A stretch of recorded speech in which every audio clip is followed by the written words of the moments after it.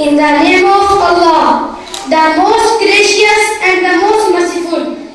My respected teachers, guests and my dear fellows, Assalamu alaikum.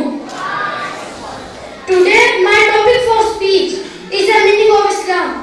My dear fellows, the word Islam means submission to Allah, the Almighty, the Creator and the Lord of creation, with entire soul and body, by obedience to what He commanded and prohibited in His revealed law, by compliance and willful yielding of one will to His will and judgment, and by acceptance of all that beneficent and merciful, who knows all man's rightful needs.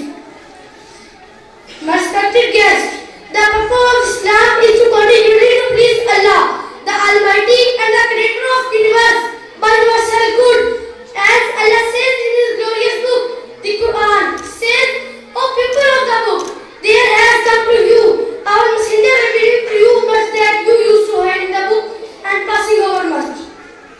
Respected audience, Islam provided the complete comprehensive meaning of peace that included inner personal, spiritual and outer social peace. As the messenger of Allah, Hazrat Muhammad sallallahu alaihi wasallam said, a true Muslim from whom other people feel secured against abuse and attack from his tongue and hand.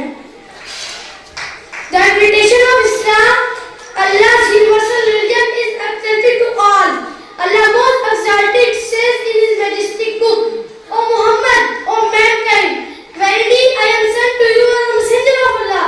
And Allah said, truly the religion before Allah is Islam. And Allah also said, and who seek a religion other than Islam, it will never be accepted of him. And in the hereafter, he will be one of the losers. Thank you very much.